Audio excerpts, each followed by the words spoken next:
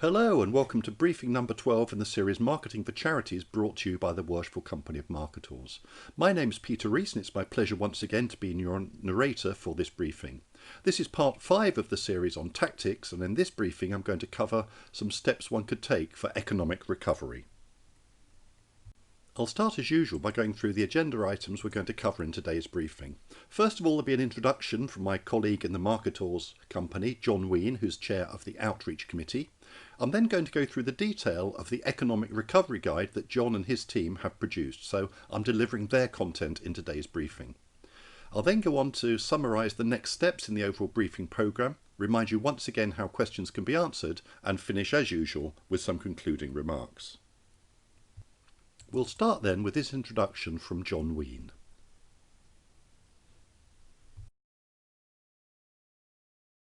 During the 2020 pandemic, many charities who'd built successful operations supporting good causes found themselves suddenly facing ruin.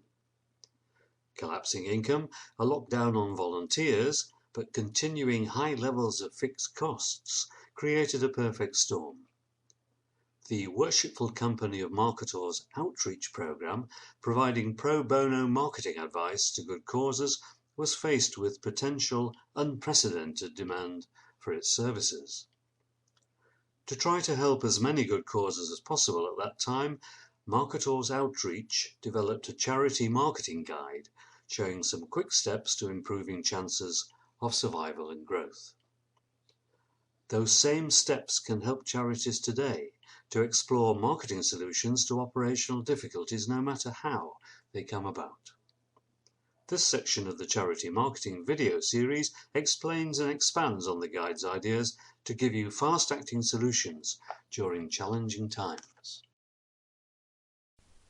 I'll now look at the different steps and stages of the Economic Recovery Guide that John and his team produced. This guide is structured in the following way and covers various different sections, which I'll go through one at a time. There'll be an introduction and talking about how you can use and utilise the support of corporate supporters, look at individual supporters, identify options for increasing and improving donations, look at your charity's retail operation if that's appropriate, look at grant holders and some other recommended sources of data and information which may be able to support you. The first section I'm going to look at is corporate supporters and sponsors. So corporates are businesses or entities that provide assistance to your charity in terms of sponsorship, i.e. providing funding, or in terms of giving you support or access to their people or their resources to help your charity operations. The first slide covers a model in which you can build the support and sponsorship you get from corporate entities. The first section is shown on the left here, which is about securing and reinforcing existing support that you're getting from corporate bodies. So let's look at some factors you can think about there. The first thing is to explain the challenge and explain the difficulties that your charity might be facing. Now, I've spoken to a number of charities during this year, during 2020, and many of them have been quite hesitant or reticent to share the problems that they're facing with corporate or other sponsors or donors or volunteers. And it's my experience that if you explain the challenge that you're facing and the consequences for your charity and for its beneficiaries, this can go a long way to raise interest and motivate people to provide support for you. Essentially, what you need to do is build a communications campaign, and I'll give you some examples of how you might do that on later slides. What you need to do is inform and remind your target audience, in this case it's corporate entities, about the value that you create for society and for your target beneficiaries. And keep the dialogue going, keep communicating with them, keep sharing information, perhaps increase the frequency of newsletters or posts on your social media pages, but make sure that everybody is aware of the challenge that you're facing, but the good work that you have been doing and the fact that you need support to help you keep doing it. On the other side is the option to recruit new corporate supporters and sponsors. And again, if you're reaching out to try and attract new supporters, again, explain the challenge. Let them be aware of the consequences that you're facing and the financial difficulties you may be currently experiencing and the consequences that this would mean for your charity and your beneficiaries. Now, if you're getting sponsorship from businesses at a local level, see if you can increase the scale and reach out to larger national entities, and vice versa. If you're getting support from perhaps large national businesses, see if there are also, you can fill that in with local sponsors on a more tactical level in the immediate areas in which you deliver support.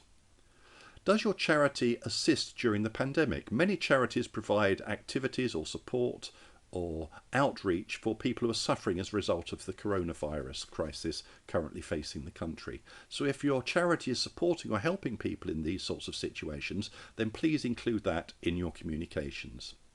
And finally, think about ways, and this is for both sides, for both blue circles, think about ways that what you do supports the corporate social responsibility agenda of your corporate supporters. So if you do something that helps them, if they're interested in the environment and you're an environmental charity, if they're interested in helping a particular beneficiary group and that's who you target, then make sure that the charities understand the alignment and you communicate that to potential corporate sponsors and supporters. And finally, just a little tip here and something I've referred to before. It's quite often the case that you can get existing support of your organisation to recommend others who may be able to help you as well. So it's donor, recruit donor, volunteer, recruit volunteer, or corporate supporter perhaps could recommend other businesses who they'd be happy to work alongside providing support for your charity. So if you've got existing people who are helping you, by all means communicate with them and ask if they know anybody else like themselves who might also be available and amenable to help you. The next section of the Economic Recovery Guide thinks about the things you can do with individual trustees, patrons and supporters. You'll notice as I go through this slide and other slides in this briefing that we're going to build on some of the communications ideas which I've touched on the previous section when we discussed marketing communications as a tactical activity. The first one is to contact existing supporters. So from your supporters database, send outbound emails, for example, to communicate your objectives and what you're trying to ask their help to achieve. If you are using a database, make sure it's GDPR cleaned and cleared and that everybody you write to has given you permission to contact them on an unsolicited basis. Basically, they've signed up for your newsletter, they've confirmed their requirement and their agreement to receive information, and then you can safely send them outbound emails. So just make sure you're using a clean version of your database where the people you're communicating with have given you permission to write to them. Otherwise you can get reported for spam, which can have consequences for your outbound emailing activities. So the sorts of things you can communicate with these people, the messaging, is really state the situation, as I said on the previous slides. So by all means say, due to COVID, we have seen our donation income fall dramatically. Stress the urgency and give a clear message with facts and outcomes. We urgently need £100,000 to feed the homeless in Manchester over the next 6 months, or they may go hungry. So if that's the situation for your charity, tell people about it. Tell them the consequences of you're unable to continue to support your target beneficiaries. Be realistic. So also you might add in, we know that times are hard for most people, but anything you can give will make a difference. Many people, although they're suffering economic hardship themselves due to job insecurity or to reduce commercial activity, may still find it in their hearts to be able to donate some money to charitable operations. So give a clear call to action in your email or your outbound communications and put a download link so that they can click on that and quickly and easily donate some money or provide support. And I'll talk about that idea of donations and donation links later on in this briefing. So far I've been talking about recruiting new corporate entities and reaching outside your organisation, but it just occurs to us that there may be contacts that you have available to you through the staff in your own organisation. So if you need to recruit more supporters, more patrons, or perhaps have some more trustees brought onto the board, think about who do your current staff, your management team or your current trustees know that you or they could contact to see if they'd be available and amenable to help your charity in its operation. This next slide shows a way you might increase the pressure and try and persuade people to support your or their charity. And here's an example of a poster that I created that you could use as an outbound email, a physical poster, or make it part of your social media activity. You would literally say and ask your supporters and sponsors and donors to save your charity with the key messages: we are 12 weeks away from closure. 2,000 service veterans depend on us, or whatever the statistic is for your beneficiaries. Click here to donate.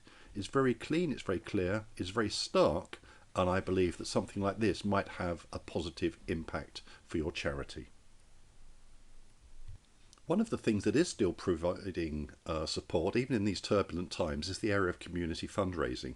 Now, of course, I realise that people aren't able to meet on a face-to-face basis anymore, or interact or socialise in the same way that we could last year. But even in these constrained times, there's lots of activities that you can engage in on an online basis. And this is proving a very popular way for people to keep in touch with friends, families, and in fact for charities to still raise funds using community fundraising activities. Now, there's two sources of data here with suggestions on how you might do this. The first one comes from UK Fundraising, and you can see their site on the right here with the red banner. And they've got 20 different ideas about virtual fundraising ideas if you're stuck at home. And on the left, there's some information from the Eventbrite website and their blog, which has got 100 fundraising ideas and how to effectively raise more money. So if you do Google search or go to either of those web pages, you'll see lots and lots of information, 120 ideas about how you can continue to raise money with community fundraising. Now, consider also what I've said on previous slides, and you can combine community fundraising with an emergency appeal for your charity, a Save Our Charity kind of activity, which will give an extra focus and an extra impetus to fundraising events, such as the ones you'll find on these websites. And also, just remember that community fundraising are fun. It's a way to have contact with others, which might be of interest to people who are perhaps stuck at home and don't have the same interaction with their friends and family as they've had previously. It also gives the opportunity to save the charity in a worthy cause, and of course to help the beneficiaries. So there's lots of positive things that you can put in any communications once you've chosen fundraising ideas from the 120 presented on these two websites.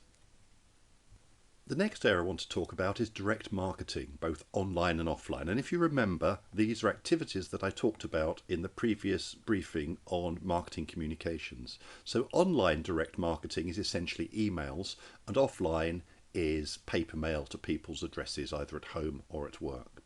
And to do this, you need to build on and use the information contained in your client or beneficiary or donor or sponsor or volunteer database, the different stakeholders with which you wish to communicate. So you probably have, hopefully, an existing database with either the physical addresses or the email addresses of the stakeholders with whom your charity works. The first stage is to try and expand that and increase the number of names on it, which is a donor get donor, sponsor get sponsor, volunteer get volunteer kind of communications that I've talked about on previous slides in this briefing. So get your existing database and ask the people on it to provide other names and addresses. The second source of information is something I touched on when we talked about direct marketing in the previous briefing, which is to buy names or email addresses from a list vendor. And I gave you some advice and guidance on the things to think about. And I'll talk about that a bit more at the end of this slide.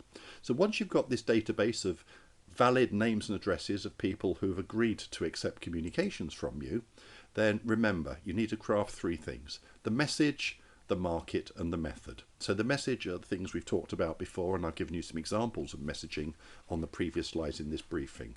The market would be different communications to perhaps corporate sponsors or donors, individual donors or sponsors, volunteers, or other supporters or corporate entities who might be working with your charity. So think of a communications campaign, and then in this slide, think of the direct marketing methods you might use to deliver it, essentially email or paper mail.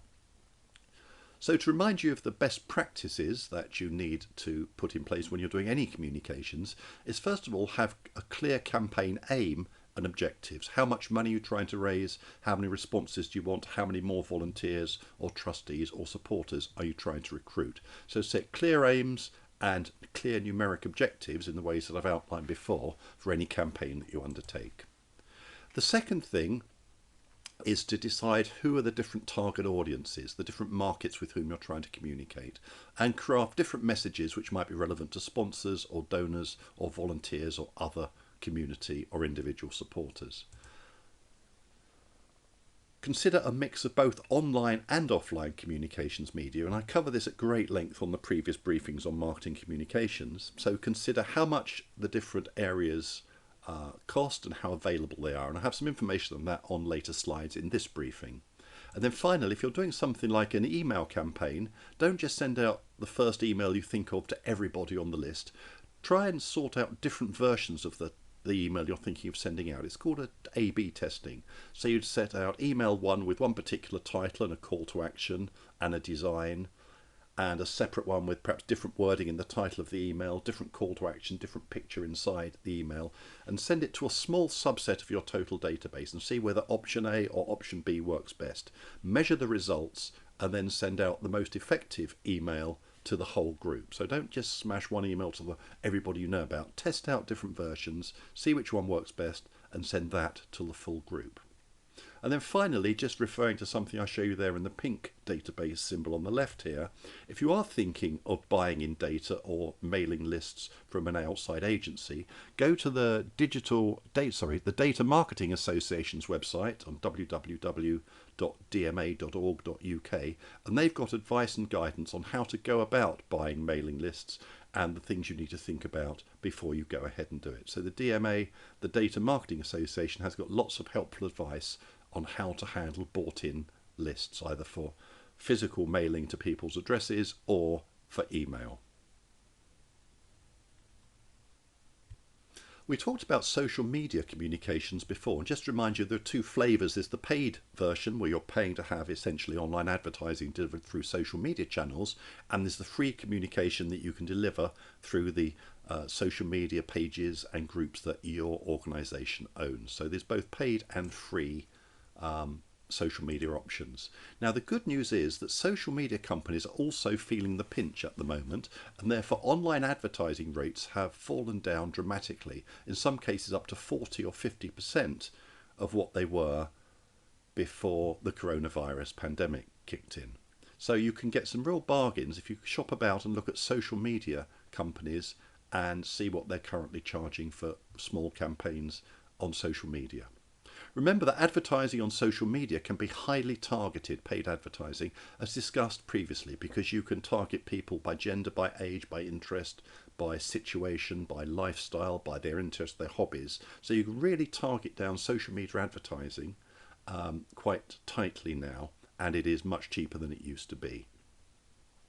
Free social media activities are also very effective. So on your own organisation's social media pages, on your social media groups or social media pages, be sure that you're keeping regular communications of news, requests for help, Save the Charity campaign, case studies, beneficiary stories. They can all be very effective in constantly reminding people of the good work you do and the importance and necessity of it to continue with their financial or other support. You also should look on the Social Media Agency for Charities search term. If you search for that phrase on Google, Social Media Agency for Charities, you'll find lots and lots of social media agencies, external companies, who can work on a paid basis to help your charity enact very efficient social media campaigns. Now, if you do that search on Google and search for Social Media Agency for Charities, I recommend that you look at the results that appear under the paid advertising section at the top of the search results pages. If you look at the results under those pages, if you remember, these is organic results, and people have got to those pages because they have a clear understanding of search engine optimization, SEO. So agencies that are appearing under the paid advertising clearly have at least good skills in SEO, which they may be able to bring to bear for your charity. So just remember, social media, paid and free, using your own resources or going outside and using an agency. The next section is going to look at the opportunities to improve and to maximise the donations that you are receiving. So here's some advice from the team on best practice ideas to maximise the donations that you receive for your organisation. The first thing actually is to use the services of a financial service provider to collect the money on your behalf, and we'll talk about some of those later on this slide. If you haven't got one set up, think about this because it saves you the effort of managing financial transactions and financial collections and all of the accounting that goes with it, and also managing things like gift aid through your own site. So use one of these external third parties and get them to do the job for you. What you can then do through their websites is set up a campaign page for your charity with gift aid facility on their website. It can involve quite a bit of paperwork to set up when you're starting, but it's well worth the effort. Now, add a donation button on your website and on your social media and any email campaigns in your newsletter, for example. It will then point people to the campaign page or the collection page on the financial services website, and then you've completed the loop and you're ready to go. So there's a couple of resources here that I'll share with you. The first one is the Church of England has a guide to charity service providers, and it's found at the address that you can see there. So if you follow that address and go to the Church of England's guide for charity service providers, they give you some ideas of best practice and recommendations on who to look for and who to think about to set up this financial collection service through one of these third-party agencies. You can also look at Virgin Money Giving, which also has a deal for charities, and they can act as your financial donation collection operation. They do some good terms, particularly for charities. So there's a couple of sources there to help you get started if there's not something that you're familiar with. We're moving towards the conclusion of this briefing, but there's just a couple of things I'd still like to share with you. The first one is looking at opportunities for retail. So if retail operations is something that could be relevant to your charity or something you're thinking of moving into, review your retail options. Now there's two moves in the charity field at the moment. The first one is to look at all the options you have for your retail operation. Some charities are moving 100% online. You might have seen some news recently about a major UK charity that has closed all of its retail stores, the charity shops across the UK, and are moving to 100% online operation.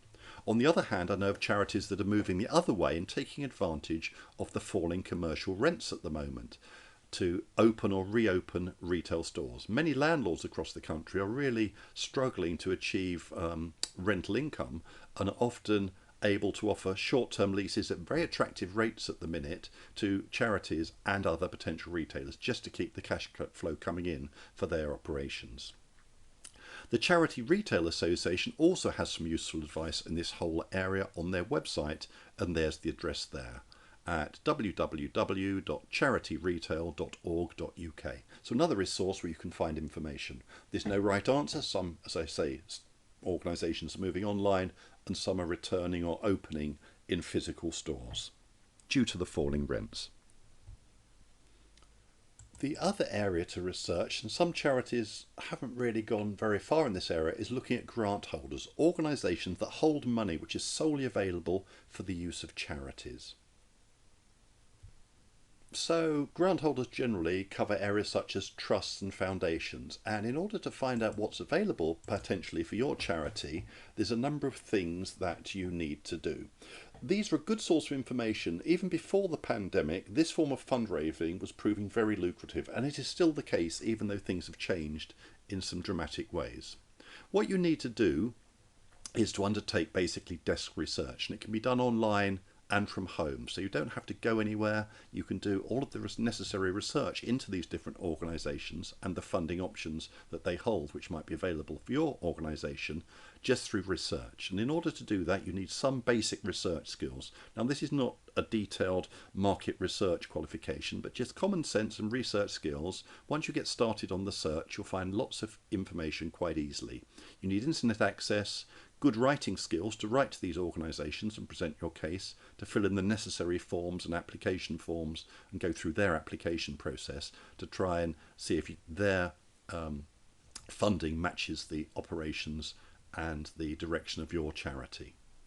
You can subscribe to Funds Online at this address, fundsonline.org.uk, which is another organisation that provides support and assistance and advice for charities who want to move into this area, looking at potential funding sources from grant holders, trusts and foundations. So if you're not doing it, I really recommend you look at this area because it can prove very successful. Here's a video from the website of Funds Online which explains what they have to offer.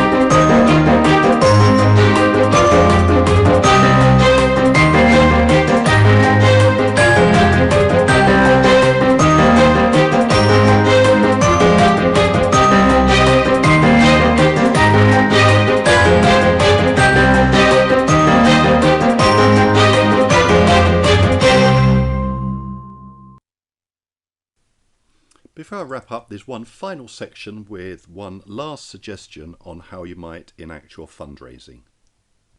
And this is the option which many charities have found useful, which is to use a professional fundraiser. These are people who specialise in helping charities to connect and collect funds from all the different sources we've been discussing so far during this presentation. Most of the people who work in this area work on a results-based commission system. Many also request an upfront fee or retainer, but be prepared to negotiate. These people are generally very flexible, usually very efficient, so work out what's best for you and best for them with a combination maybe of an upfront fee or a commission-only payment. The Institute of Fundraisers gives some information, and it's recommended by the Charities regulator. This organisation can provide advice on recruiting a fundraiser for your organisation. So if that's of interest, visit the website there, www.instituteoffundraising.org/home. There's also the Fundraising Regulator, which also offers advice on recruiting professional fundraisers and fundraising generally, and their website you can see here is at www.fundraisingregulator.org.uk. So two sources there if this is an area that might be of interest to your organisation. Well, that brings me to the end of this briefing, so I've just got some acknowledgements and a couple of facts that I just want to share with you. The first one is to acknowledge the other members of the Marketors Company Outreach team who provided all of the information and the content that I presented to you today. You heard from John Ween, the Chair of Outreach, at the beginning of this briefing, but let me acknowledge and recognise the super support that have come from other members of the Marketors. Peter Rosenvinger, who's a colleague of mine in the Marketors, a professional fundraiser of long-standing experience, Philippa Seal, Graham Story, Richard Bernholt, and liveryman Jeremy Stern, all of whom have done a super job, I think, in making contributions for this guide. So my thanks on your behalf to them all. There's a couple of legal things that I need to discuss with you. First of all, of course, we can't accept liability for the accuracy of this guide or for the validity of the different links that I provided for you. They're provided on a best efforts basis, and they were all working and available at the time that I made this video. But it's really your responsibility, clearly, if you get into discussion with any of the people in these areas, to make sure that they are suitable and worthwhile for your organisation to engage with. And finally, all this information is provided on a best efforts basis by the marketor's company in good faith, and it's for your convenience only and without any implied warranty or liability for the efficacy or the accuracy of these recommendations. So I hope you understand the reasons for these disclaimers and the fact that I really just have to mention them to you. I'll just wrap up this briefing with a summary of the next steps in the overall programme. This slide shows you where we'll be in the next briefing. We've now completed the areas of situation, objectives, strategy and tactics with this last briefing. We're now going to move on to the last but one area, which is action planning. And in the SOSTAC model, actions answer the question who does what and when. And that's what I'm going to be covering in the next briefing. I look forward to joining with you then. Just to remind you, if you do have any questions or any comments or feedback about this briefing, then please feel free to get in touch with me at this email address, peter.rees@gmail.com, and I'll do my best to answer your questions as quickly as possible. Let me finish then with my usual concluding remarks and a really inspirational quote that I like very much indeed, which comes from Winston Churchill, who said the following: "We make a living by what we get, we make a life by what we give." And I hope this briefing today has given you some ideas about how you can continue to do such a super job in your charity to change the quality of life by what you and your supporters give to others. Thank you very much, finally, for your time and attention for this briefing. I hope you found it useful and given you some ideas to improve and continue the effective work of your charity. So thank you very much for your time. I look forward to joining you in the next briefing. And until then, I'd just like to wish you good luck and good marketing.